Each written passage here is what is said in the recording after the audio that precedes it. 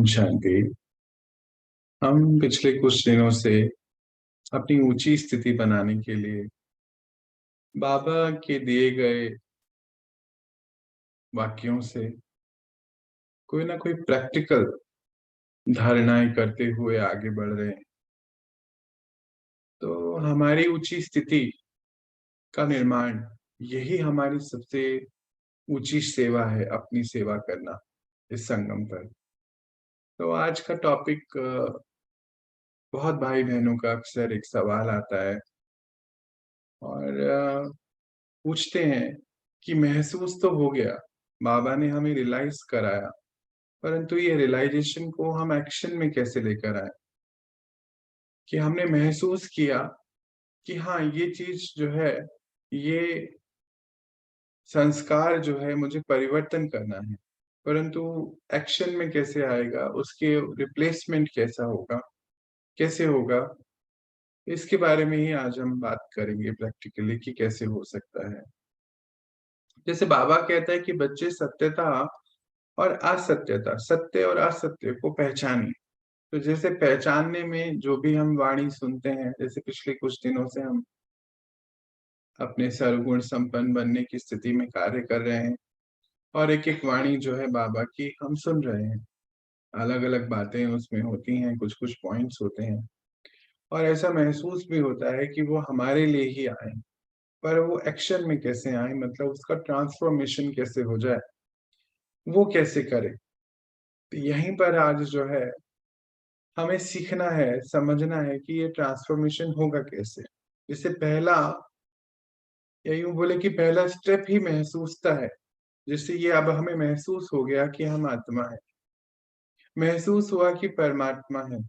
ये दो चैप्टर हमारे बहुत पक्के हो गए, पर उसके आगे भी तो बढ़ना है कि महसूस हो कि ये ड्रामा है, महसूस हो कि अब हमें ये परिवर्तन करने का समय है और अभी नहीं तो कभी नहीं वाली बात भी महसूस हो जाए। यहाँ पर बस ये समय जो है बहुत इंपॉर्टेंट रोल प्ले करता है। समय और हमारा जो आगे आने वाला रूप है, जिससे बाबा कहते हैं आप सब चैतन्य देवी देवताएं हैं, तो चैतन्य रूप हमारा बहुत काम करता है यहाँ पर कि जब तक वो महसूस नहीं होगा कि हम सब कौन हैं, तब तक हमारी स्थिति का निर्माण होगा नहीं। अब हम सब आत्माओं ने ये महसूस कर लिया कि आत्मा है, परमात्मा है, पर अगर ये महसूस नहीं किया कि हम सभी देवी देवताएं हैं, तो फिर आगे का कारोबार होगा नहीं, क्योंकि कंपैरिजन में लग जाते हैं। तो बाबा यहाँ कहते हैं कि बच्चे, आपने सत्य का साथ छोड़ दिया और असत्य का साथ पकड़ लिया, यानी कि रावण का साथ पकड़ लिया। अब रावण क्या है? बाबा कहते हैं कि अभी तो इस समय उसी का ही राज्य चल रहा है। रावण मतलब 10 विकार, इस समय उसी का ही राज्य चल रहा है। तो ऐसा महसूस होता है कि ये सत्य है असत्य, बड़े ध्यान से समझना है असत्य, पर ऐसा महसूस होने लगता है कि ये सत्य है। और यहीं पर हमसे गलती हो जाती है।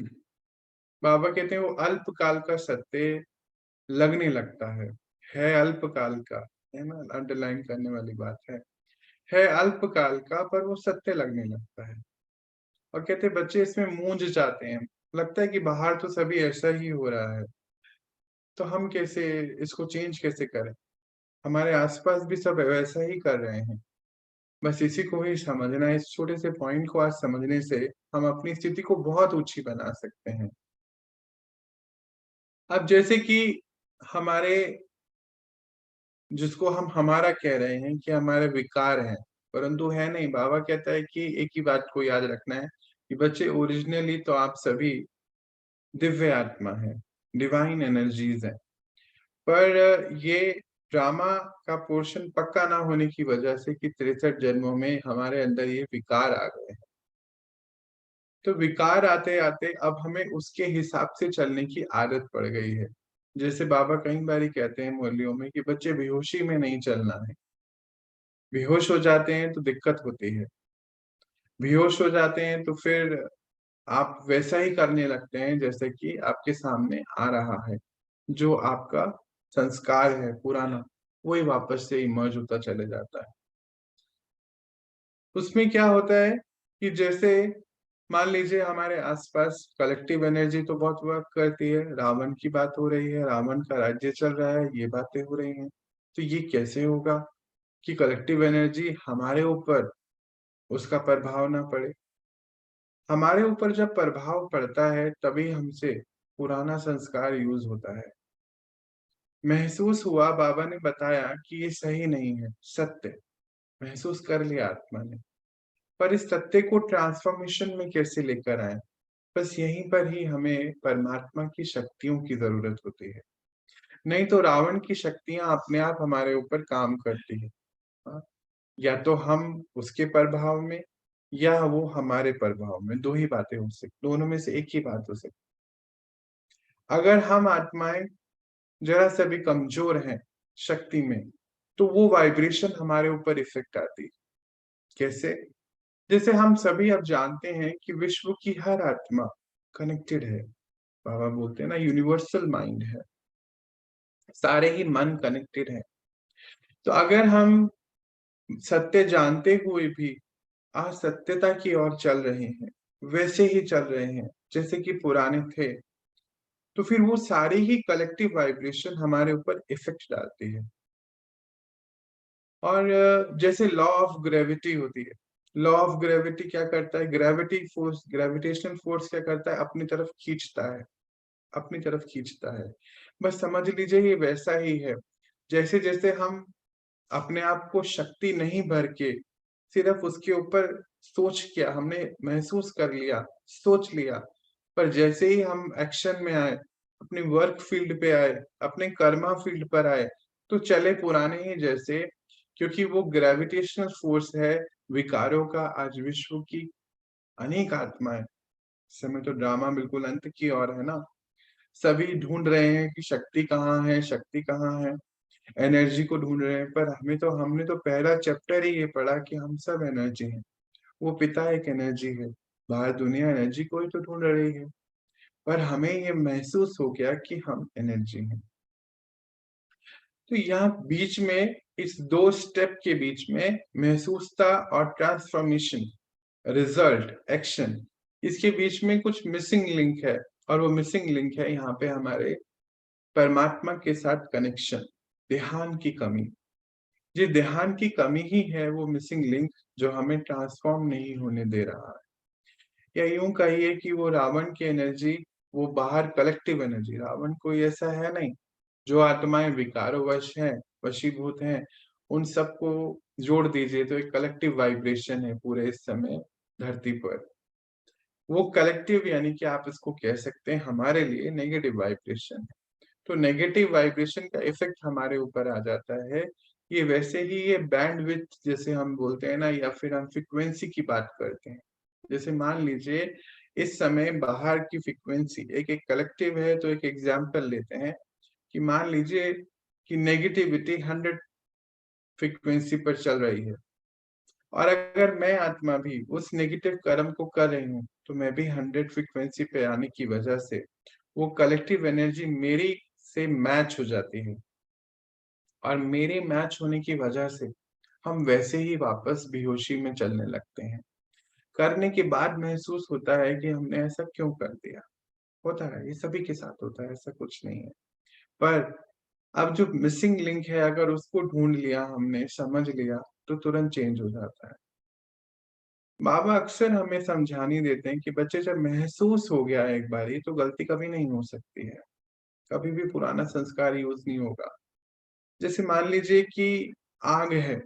हम्म, अब आग के अंदर तीन बातें हैं। एक तो लाइट है, दूसरा फॉर्म है, उसका एक आकार है, और तीसरा हॉटनेस है। हाँ, अग्नि से गर्मी पैदा हो रही है। तो जैसे ही हम अग्नि को टच करते हैं, तो हमें महसूस हो जाता है कि ये गर्म है। और उसके बाद जीवन भर हम हमेशा अटेंशन में रहते हैं, कभी अग्नि को टच नहीं करते, मालूम है जल जाए। ये एक अटेंशन का एग्जाम्पल है। बस इसी को ही समझना है। बाबा कहते जब एक बार बच्चे आपने ये परख लिया कि ये सत्य नहीं है, ये जो भी मेरे साथ चल रहा है ये सत्य नहीं है, तो फिर उसके बाद बस एक ही काम करना है, अटेंशन का। जैसे कल-परसों भी बाबा कह रहा था कि टेंशन ले लेते हो अटेंशन की भी, कि क्या-क्या अटेंशन में रखना है? नहीं, बस एक ही चीज़ अटेंशन में रखनी है कि मैं श्रेष्ठ आत्मा इस समय अपनी सेवा कर रही हूँ। सबसे पहली सेवा हमारी अपनी है, क्योंकि उसके बाद हमारी वाइब्रेशन से सेवा हो जाती है, अनेकों की। तो यहाँ पर जो मिसिंग लिंक की बात हम कर रहे हैं काफ़ी देर से, वो एक ही है ध्यान। तो जब-जब, जो-जो पॉइंट पे रियलाइज़ेशन हमें होता जा रहा है, जिसको बाबा तपस्या भी कहता है कि बच्चे पहले तो बैठकर उसके ऊपर कार्य करें।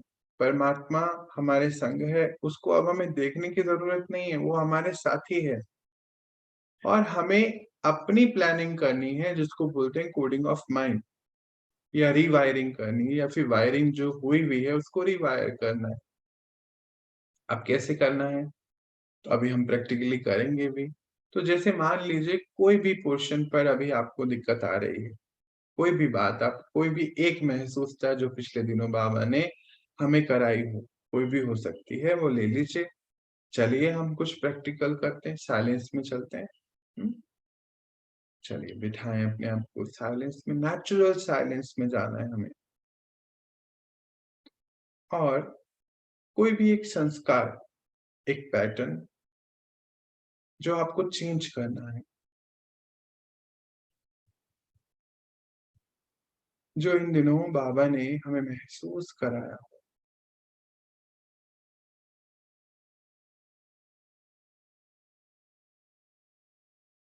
सामने ले आए, रिफ्लेक्ट कीजिए उसे।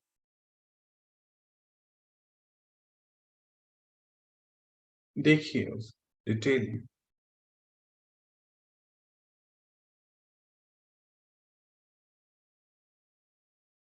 परमपिता परमात्मा हमारा साथी है। मैं आत्मा स्वयं को साक्षी होके देख रही,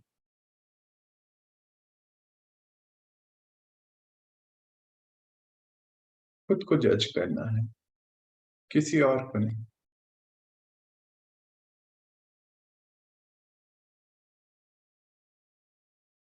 अब स्वयं से ही बात करनी है कि मैं आत्मा अब ये परख चुकी हूँ कि ये संस्कार मेरा नहीं है।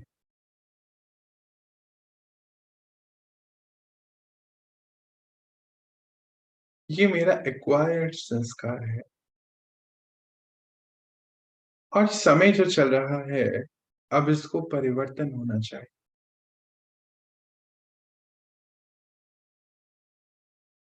अब इसको रिप्लेस कीजिए अपनी गुण मूरत से। कोई भी संस्कार है, मानो क्रोध का संस्कार,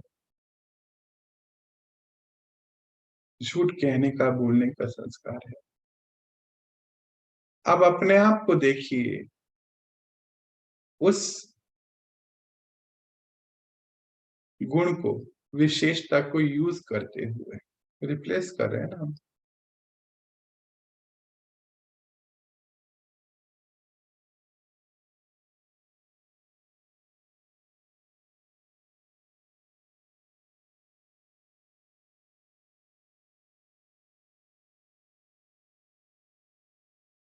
देखिए कि मैं आत्मा अब इस गुण को, अब उस सिचुएशंस को सामने लाइए। जैसे अभी हम जिनके साथ रहते हैं, सबसे ज़्यादा हमारा उन्हीं के साथ हिसाब होता है, ड्रामा अनुसार और उन्हीं के साथ हमारे नए कर्मा बन रहे हैं, पुराने कट रहे हैं, दोनों बातें इकट्ठी होती हैं। मैं आत्मा ये समझ चुकी हूँ कि मुझे अपने पुराने हिसाब चुकता करने हैं, परंतु नए बनाने नहीं हैं, दोनों काम एक साथ ही होना है। अब अपने आप को देखिए उन एक-एक आत्माओं के साथ कर्म व्यवहार में और व्यवहार दोनों ही चीज़ों में।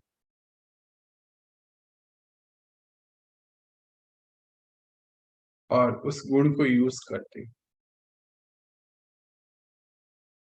जो भी गुण आपने डिसाइड करा है कि आज मुझे इस जगह यूज़ करना है।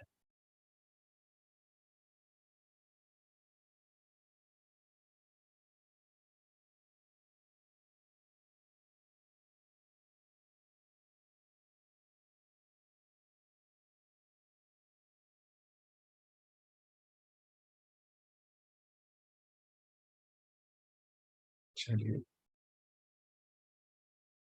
अब डिटेल में हमने देख लिया है कि इन आत्माओं के साथ हमें रहना है अभी और कर्मों को चुप तो करना है। तो अपना वो संस्कार को रिप्लेस किया हमने एक गुण से। अब कुछ सेकंड्स, कुछ मिनट जितना डीप हो उतना बैठें परमात्मा के साथ। तो मैं और मेरा बाबा बस,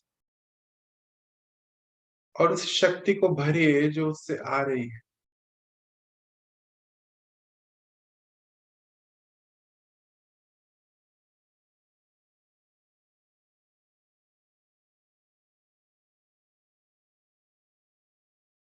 अब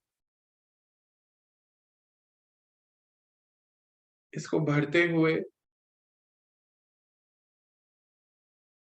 फिर से अपने आप को अटेंशन दिलाइए कि मैं आत्मा जब अपने कर्म फील्ड पर जाऊंगी तो आज मुझे इस गुणों को यूज करना है।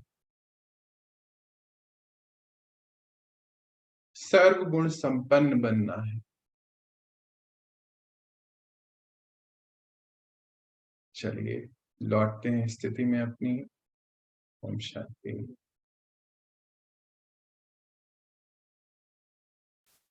तो इस तरीके से कुछ प्रैक्टिकल करके हम उस पे काम करें, पुरुषार्थ करें। अच्छा, इसमें समय लग सकता है, हो सकता है कोई तो हमारे अवगुण 10 दिन में हम खत्म कर लेंगे, 2 दिन में खत्म कर लेंगे, कईयों को हो सकता है 6 महीना भी लग जाए। पर अभ्यास यही है, इसी को ही रखना है अपने सामने। आप देखेंगे कि शुरू में जो चीज़ 10 बारी हो रही थी, फिर 9 बारी, 8 बारी, 7 बारी, और कब वो गायब होगी पता नहीं चलेगा। ये महसूसता और ट्रांसफॉर्मेशन के बीच का मिसिंग लिंक है कि हम अपने साथ बैठ के उसको रिफ्लेक्ट नहीं करते। कई बारी हम करते हैं, पर हम कुछ रोते हैं, पश्चाताप करते हैं, इम्पोर्टेंट है। वो भी एक स्टेप है कि हमने पश्चाताप किया। पर रोआ जहाँ रोए, तो हमने उस एनर्जी को मिसयूज कर दिया। एनर्जी हमारे हैं, हम एनर्जी हैं, हमने उसको मिसयूज कर दिया। क्योंकि रोने का भी एक संस्कार बन गया हमारा, जैसे कि बाबा कहते हैं, जैसे सॉरी बोलने का संस्कार बन गया। बस एक शब्द है, महसूस करा, सॉरी बोला, महसूस नहीं भी किया तो भी सॉरी बोला। पर सॉरी बोल देने से नेक्स्ट टाइम फिर से वो मिस्टेक तो हो रही है। अगर हम रो लेते हैं उस समय, या हम कुछ भी ऐसी बात कर लेते हैं, तो वो जो एनर्जी स्टोर है हमारे अंदर, मन ने वो एनर्जी को रिलीज कर दिया। मन के हिसाब से क्या हुआ कि ये तो रिलीज हो चुकी है, अभी नॉर्मल हो गए रोकर। ये हमारी पुरानी एक इंफॉर्मेशन है हमारे अंदर कि रो के हल्के हो जाए। हमने रो लिया, परंतु उसके ऊपर एक्शन नहीं हुआ। फिर वापस जैसे ही हम अपनी वर्क फील्ड पे, कर्मा फील्ड पे जाएंगे, फिर से वो मिस्टेक हो सकती है। होती ही है, जनरली देखा जाता है ऐसा कि होती है। तो हमें क्या करना है? पहले इस संस्कार को भी हमें रिप्लेस करना है। देखिए, हर चीज में हमारी एनर्जी जा रही, हम एनर्जी है और जा रही है। जैसे हम रो रहे हैं, तो रोना is a negative energy produce करना। संकल्प आया, हमने रोए, तो हम डिप्लीट कर रहे हैं अपने आप को। जितना ज्यादा हम अपने आप को डिप्लीट कर रहे हैं, हम उस संस्कार को दूर नहीं कर सकते हैं। क्योंकि कोई भी परिवर्तन लाने के लिए हमें शक्ति चाहिए। बिना शक्ति के कोई परिवर्तन कभी आता नहीं। तो हमें क्या करना है? हमें इस संस्कार को भी सबसे पहले रिप्लेस करना है कि हम रोए नहीं बार बार। रोने से हम नीचे की अवस्था में जाते हैं, और जितना हम नीचे जाते हैं तो देख लीजिए, एक सर्कल है, समझ लीजिए कि जो आत्माएं डिप्लीटेड हैं, वो रो रही हैं। फिर से आप एनर्जी में आ जाइए, तो वहां हम 100 फ्रीक्वेंसी ले रहे थे, समझ लीजिए अभी 90 हो गए, एग्जाम्पल है। अभी 90 फ्रीक्वेंसी में कितनी करोड़ों आत्माएं हैं इस समय जो डिप्लीटेड हैं। तो समझ लीजिए हम उनके ग्रुप में आ जाएंगे। कलेक्टिव एनर्जी है ना, ये एनर्जी नजर नहीं आती है। और फिर इसीलिए क्या होता है, हम बार बार ही घबराते हैं, रोते हैं। कर्म फील्ड में जाने से ही घबरा जाते हैं और रोने लगते हैं। तो यानी कि हम फिर से एक एनर्जी के वशीभूत हो गए। और उसमें क्या होता है, चांसेस मैक्सिमम है कि हम फिर से पुराने संस्कार को यूज करें। बाबा कहता है कि बच्चे, इस समय का समय बड़ा इंपॉर्टेंट है और आपको सर्वगुण संपन्न बनना है, यानी कि हर गुणों को कला की तरह यूज करना है। तो हमारा क्या अभ्यास होना चाहिए, हमें क्या करना है कि उसका हाथ पकड़ना है। मतलब सत्य, ये अब हमारे मन बुद्धि में बैठ गया है कि वो सत्य है। असत्य क्या है, जब हम रावण का हाथ पकड़ लेते हैं। रावण का हाथ मतलब वो भी दिखता नहीं है, जैसे बाबा नहीं दिख रहा है ऐसे वो भी नहीं दिख रहा है। समझिए इस बात को, कलेक्टिव एनर्जी है।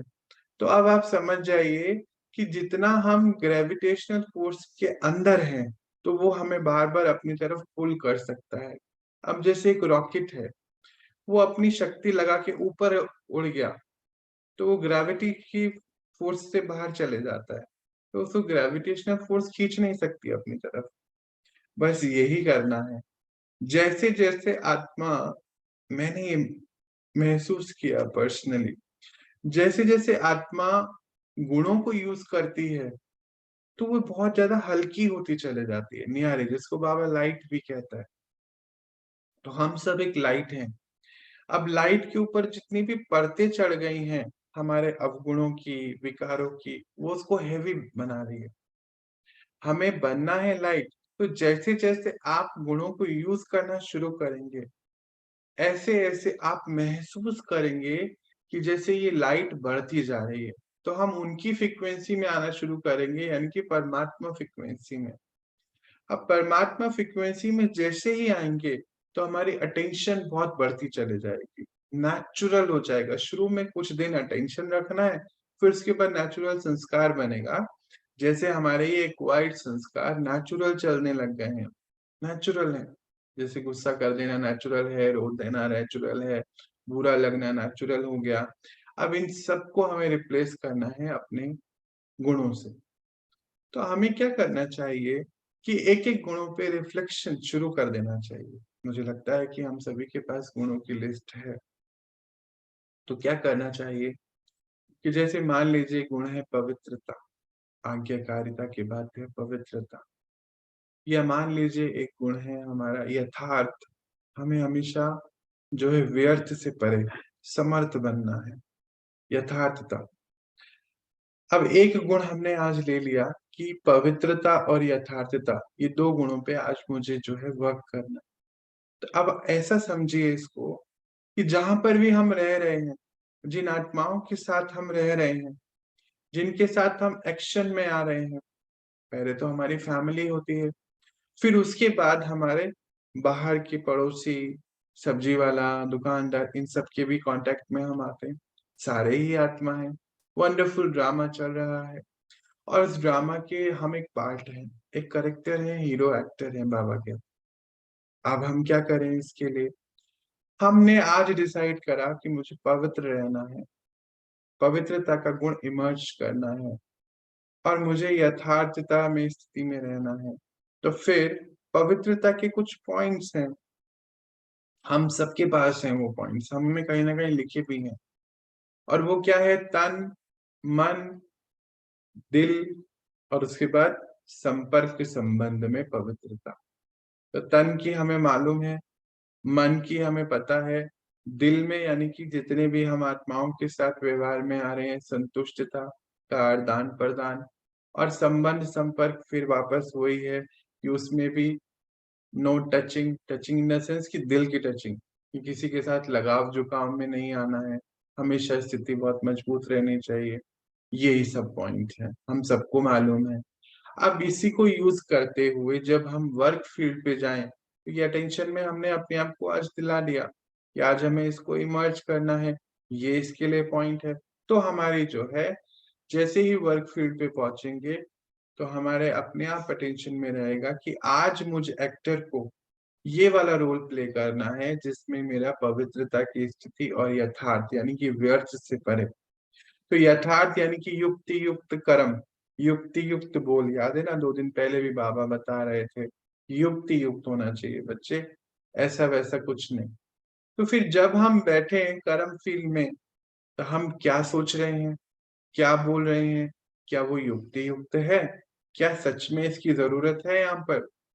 ये समर्थ स्थिति है हमारी या व्यर्थ तो नहीं है, कहीं व्यर्थ तो नहीं चल रहा है? तो मैंने जो महसूस किया इन दिनों कि जैसे-जैसे हम अटेंशन अपने गुणों की तरफ करते हैं, तो अवगुण भी जैसे कहीं चले जाते हैं, कहीं जा रहे हैं, कहीं पता नहीं कहाँ जा रहे हैं, कहीं जा रहे हैं। बहुत सिंपल सा अर्थ है इसका कि जो चीज़ हम यूज़ करनी शुरू करते हैं, वो आगे आ जाती है, जो यूज़ नहीं करते, वो पीछे चले जाती है। हम अपने अलमारी का भी अगर एक एग्ज़ाम्पल ले लें, जो कपड़े हम अक्सर यूज़ करते हैं, ज़्यादातर, वो हमारे अलमारी के शेल्फ में थोड़ा आगे आ जाते हैं। जो कम यूज़ होते हैं, वो पीछे चले जाते हैं। कुछ दिन बाद तो दिखते भी नहीं हैं, बस आगे-आगे वाले दिखते हैं। ऐसे ही तो होता है, हमारे किचन के शेल्फ में भी ऐसा ही होता है। हमारे अलमारी के शेल्फ में हम जो चीज़ें यूज़ करते हैं, वो आगे रहती हैं, जो नहीं यूज़ करते, वो पीछे चले जाते हैं। बस सिंपल यही है पूरा ड्रामा। कलयुग में हमारे वो संस्कार आगे थे, जो हमारे एक्वायर्ड संस्कार थे 63 जन्मों के। ये बहुत पक्का करना है अपने आप को। इसके लिए अपने साथ बैठकर आज योग करना है कि हाँ, ये मेरे संस्कार है ही नहीं, ये 63 जन्मों में मैंने एक्वायर्ड करे, जिसको हम बोलते हैं कलयुगी संस्कार, जिसको हम बाबा विकार कहता है, माया कहता है। सतयुग में ये सारे संस्कार पीछे हैं और सतयुगी संस्कार इमर्ज हो रहे हैं। समझिए, ये कलयुगी संस्कार है, ये सतयुगी संस्कार है। कलयुग में ये सारे संस्कार आगे हैं, जो कलयुगी संस्कार है, यानी कि विकार हुआ है। और सतयुग में ये सारे ही संस्कार पीछे हैं और सतयुग वाले आगे, ऐसा समझिए इसको।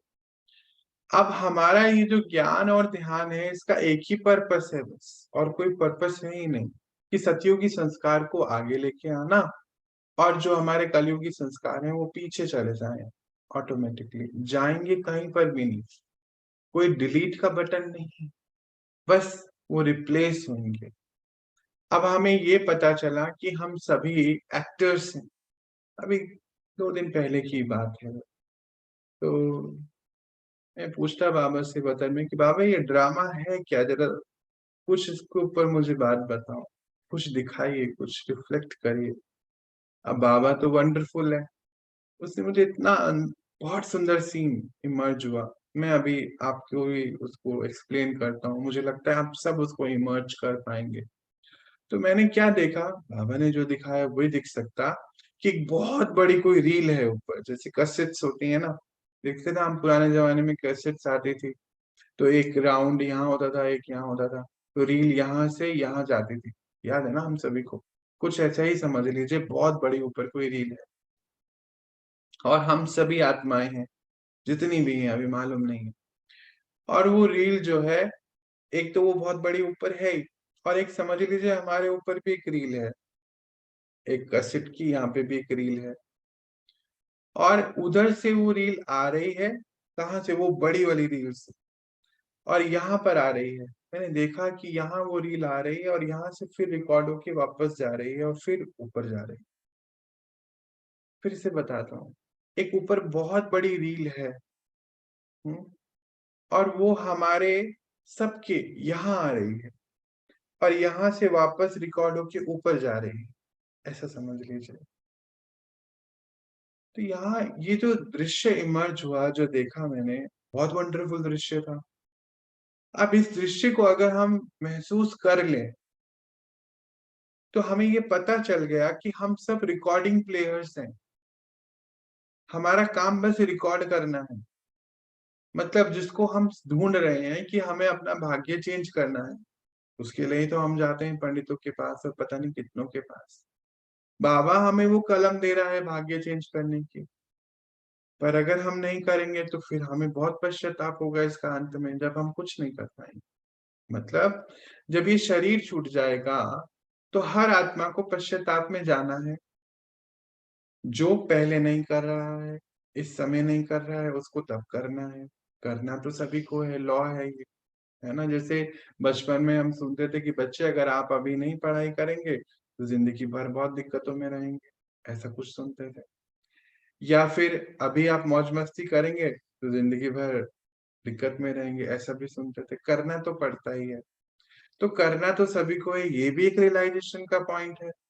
इसके साथ भी हमें आज बैठना है कि हम डीप रियलाइज़ करें कि करना पड़ेगा इसको, रियलाइज़ेशन को करना ही पड़ेगा, ऑप्शन नहीं है। पर जब शरीर छूट जाता है तो मतलब रिकॉर्डिंग प्लेयर चले गया। अभी जितना रियलाइज़ कर लें हम चेंज नहीं कर सकते, क्योंकि चेंज करने के लिए ये अंतिम शरीर है हमारे पास, रिकॉर्डिंग प्लेयर है।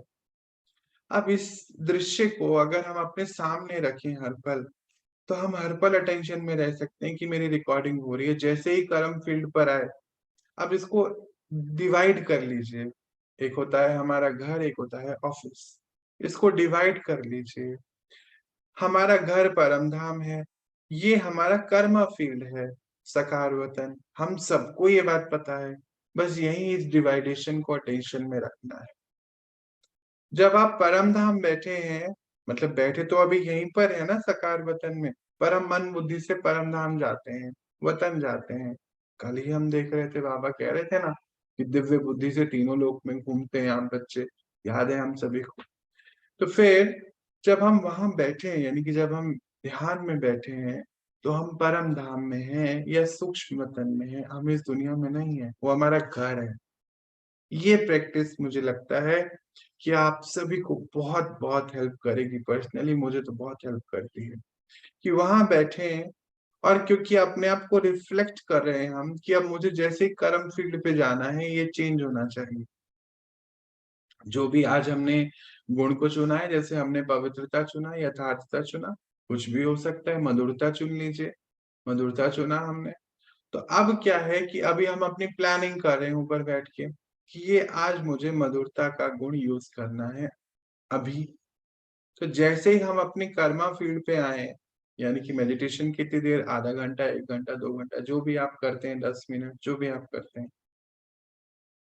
और फिर दिन भर जब हम उसको यूज़ करना शुरू करें, तो सबसे पहले हमारे हमारे जैसे ही संकल्पों में आया कि मुझे मधुरता यूज़ करनी है, तो जो भी मुझे मिले, मुझे मधुर से ही मधुरता से ही बात करनी है। अब मैं मधुरता से बोल रहा हूँ, सामने वाला तो वैसे ही रहने वाला है, वैसे ही तो होगा। यही हमारा पेपर है, क्योंकि बाबा कहते हैं आपको 16 कला संपूर्ण बनना है। मतलब मधुरता कला की तरह यूज़ होनी चाहिए, नेचुरल यूज़ होनी चाहिए। सामने वाला बहुत गलत तरीके से कह रहा है, हमें मालूम है कलयुग है, ये नॉलेज है, ऐसा ही होने वाला है। वो कलयुग के संस्कार को यूज़ कर रहा है, पर मुझे क्या करना है? मधुरता यूज़ करनी है। यहाँ पर हम एक एग्ज़ाम्पल पेड़ का भी ले सकते हैं कि पेड़ के पास जब फल होते हैं, तो अधिकतर पत्थर मारते हैं उस फलों को लेने के लिए, पर वो देता क्या है? फल देता है। अब यहाँ पे कई आत्माएँ पूछती है कि बाबा ने तो ये कह दिया, एग्ज़ाम्पल दे दिया पर होता नहीं। वो होता है इसलिए नहीं क्योंकि प्लानिंग नहीं करी। घर बैठ के प्लानिंग नहीं करी, जैसे हम अपने हर इवेंट की प्लानिंग करते हैं। मान लीजिए आप साड़ी खरीदने भी जा रहे हैं तो उसकी भी प्लानिंग होती है कि हमें इतने बजट की साड़ी खरीदनी है, ये कलर मुझे पसंद है, लगभग इस चीज़ों को हम देखेंगे, पर्टिकुलर शॉप में हम जाएँगे और एक आध कोई और देख लेंगे। ऐसी तो प्लानिंग तो हम सभी करते हैं। जब हम अपने हर कर्म की प्लानिंग करते हैं, आज किचन में क्या बनाना है, आज हमें ऑफ़िस में क्या कहना है, डॉक्टर प्लानिंग करता है कि पेशेंट्स के साथ हमें कौन-सी मेडिसिन देनी है। तो जैसे ही हम उस प्लानिंग के पोर्शन में आते हैं, रोल में आते हैं, तो मन अपने आप हमें प्लानिंग कराता है, हम सबने महसूस किया है। जैसे ही आप पिता के रोल में आते हैं, तो बच्चों के लिए क्या इंस्ट्रक्शंस हैं, क्या बातें हैं, कैसे समय गुज़ारना है, आपके मन में आता है। अब यही पिता डॉक्टर है, जैसे ही उस डॉक्टर के लिए मतलब ऑफ़िस के लिए, क्लिनिक के लिए तैयार होता है, तो वहाँ सारी चीज़ें याद आनी शुरू होती है। कि आज हमने अपने क्लिनिक में जो है इस पर्टिकुलर पेशेंट को ये मेडिसिन देनी है और अपने जो सबॉर्डिनेट्स हैं उनसे ये बात करनी, तो ऑटोमेटिकली हो रहा है। अब इसको भी यहीं पर रिफ्लेक्ट करना है कि जैसे ही आपने ये सोच लिया कि मुझे आज मधुरता, पवित्रता, यथार्थता यूज़ करनी है, तो ऑटोमेटिकली आपके सामने एक प्लानिंग का पेपर आ जाएगा। अभी करके देखेंगे, अभी भी आ गया होगा कि मुझे मुझे मालूम है कि ये 5 आत्माओं के साथ मुझे अभी रहना है और 5 में से 2 जो हैं बहुत गुस्से वाले हैं। और जब भी मैं उनके कॉन्टैक्ट में आती आत्मा, तो उनका प्रभाव मेरे ऊपर पड़ता है, तो अगर वो एक बारी गुस्सा करते हैं तो सहन हो जाता है, 2 बारी सहन होता है, जब 4 बारी होता है ना तो फिर हम भी बोल देते हैं कुछ, ऐसा ही हो जाता है ना। फिर बाद में पश्चाताप होता है कि हमने क्यों कह दिया, हमें नहीं कहना चाहिए था। मतलब हम उसके प्रभाव में आ गए, तो अभी हमें क्या करना है, उसके प्रभाव से मुक्त होना है, अपने स्वमान में रहना है कि मैं तो मधुर आत्मा हूँ, पवित्र आत्मा हूँ। मैंने ये चुना है आज। सामने से कुछ भी आता रहेगा और धीरे-धीरे ओवरनाइट नहीं होता है। धीरे-धीरे, धीरे 4 से 3, 3 से 2, 2 से 1 फिर 0 और फिर हो सकता है फिर से 1, फिर 0 फिर हो सकता है 2, फिर 0। ऐसे ही एक दिन ऐसा होता है कि वो डिलीट हो जाता है। डिलीट नहीं होता, पीछे चले जाता है। पीछे चले गया और आप उसको मधुरता के गुण को यूज़ करना शुरू कर दिया। बस यही काम जो है करते चले जाना है। रियलाइज़ेशन में और ट्रांसफ़ॉर्मेशन के बीच में यही स्टेप को आप डाल दीजिए, तो आप बहुत जल्दी सारे ही गुणों को अपनाना शुरू कर देंगे।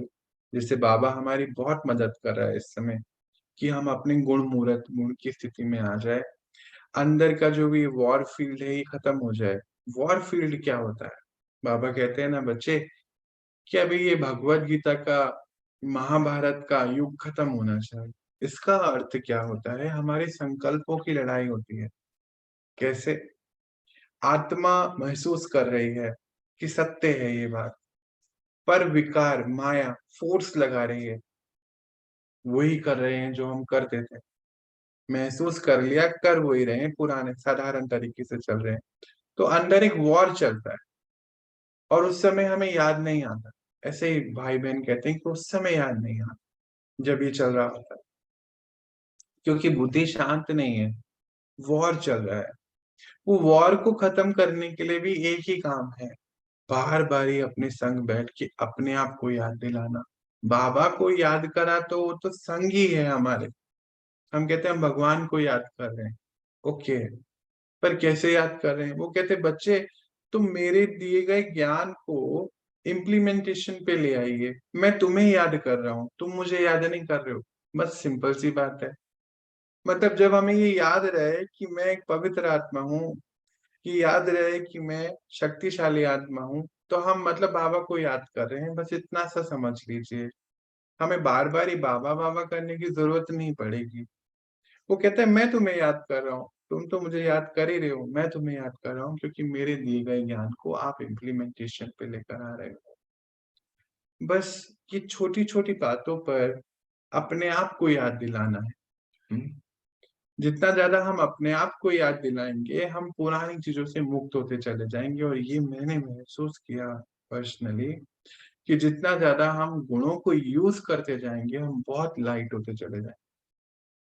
हमारी एनर्जी लाइट होगी। मैंने एक और बात महसूस करी इन दिनों कि घर का वाइब्रेशन बहुत चेंज होता चले जाता है। इन दिनों तो बहुत समय से बाहर निकला नहीं था मैं, आप सबको पता है। पर पिछले 5-10 दिन से जैसे बाहर निकला, तो मैंने महसूस किया कि कलयुग के घर और ये बाबा के बच्चों के घर में बहुत डिफरेंस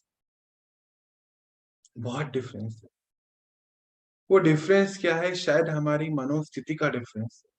हमारा जो आज जैसे बाबा ने बोला कि कहीं पर कुछ रहना ही नहीं चाहिए, किसी के प्रति भी अंदर कुछ नहीं। तो मतलब कि जाति, धर्म, रंग, भाषा सबसे परे, तो हमें बाबा ने सबसे परे कर दिया। तो मैंने ये महसूस करा वाइब्रेशन का डिफरेंस कि जो बाबा के बच्चों का घर है, जो बाबा का घर है, वो बहुत ज़्यादा हाई वाइब्रेशन है, वहाँ पे लाइटनेस है और वहाँ पे रोशनी बहुत है, लाइट। और जब मैं और घरों में गया, इन दिनों बहुत मौका मिला मुझे 10 दिन में 2-3 जगह जाने का आमने-सामने। देखा मैंने, अंधेरा बहुत है, स्मेल है, एक अलग सी स्मेल है, हर जगह की होती है, एक अलग सी स्मेल है, अंधेरा है, बहुत डाउन वाइब्रेशन है, बहुत भारीपन है, कुछ कॉम्प्लेक्स है, युद्ध है यहाँ पर। वो कॉम्प्लेक्सिटी है चारों तरफ वाइब्रेशन में। और जब बाबा के घर हम आते हैं, तो बिल्कुल लाइट है, ये भी लाइट है और वो वाली रोशनी भी बहुत है। घर एक ही जैसे बने हुए हैं। देखो ये वंडर है, जहाँ पे अभी ये बाबा का घर है, सबके एक जैसे घर हैं, कुछ भी ज़रा-सा भी फ़र्क नहीं। रो हाउसेज़ होते हैं ना, एक ही जैसे बने। इंटीरियर हो सकता है सबका अलग-अलग हो। मैंने ये भी महसूस किया कि छोटा है लग रहा है वो घर। वो घर छोटा लग रहा है एक साइज़ का। ये भी महसूस किया कि बाबा के घर में फर्नीचर बहुत है एज़ कम्पेयर टू अदर जगह से। पर ये फिर भी बहुत खुला है, लाइट है, वैसा भी लाइट है और रोशनी वाइज़ भी लाइट है। पर वहाँ फर्नीचर भी कम है, सामान भी कम है, तो भी भारी है। लाइट वैसा भी नहीं है और भारीपन भी है। तो मैंने एनालाइज़ किया कल कि ऐसा क्यों हुआ होगा? ऐसा इसलिए हुआ होगा क्योंकि भेद नहीं है हम बच्चों के अंदर। ना जाति का, ना रंग का, ना धर्म का, ना भाषा का।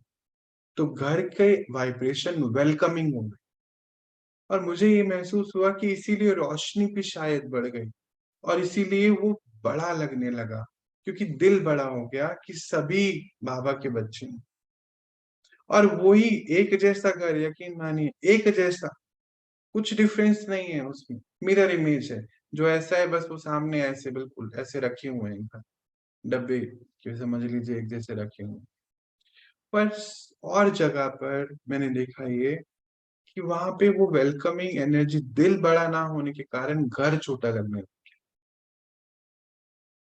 वंडर है। कल मेरे हमारे यहाँ पर एक बहन आते हैं काम करने के लिए, उनसे मैं पूछ रहा था कि आप मुझे थोड़ा-सा खुल के बताएँ, 2 लोग आते हैं, कि जब आप यहाँ आते हैं और जब आप बाहर जाते हैं कहीं और, तो क्या डिफरेंस महसूस होता है?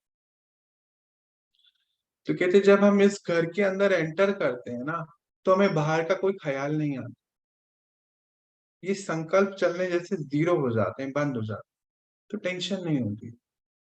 जब हम यहाँ आते हैं ना, तो लगता है हमें कोई निगाह देख नहीं रही। बहुत आश्चर्य हुआ मुझे सुन के कि कोई निगाह मुझे देख नहीं रही। रिलैक्स बिल्कुल। जब हम यहाँ आते हैं, तो हमें पता है हमें कुछ जज नहीं कर रहा है और हमें दिल से करना है क्योंकि हमें लगता है ये हमारा है और ये मैंने देखा, महसूस किया कि कहना नहीं पड़ता। बस एक बार ही बता दिया कि बहन ये है आपको देखना है, बस। कहना नहीं पड़ा उसके बाद कभी। क्योंकि वो कहते हैं हमें ये महसूस होता है ये हमारा है।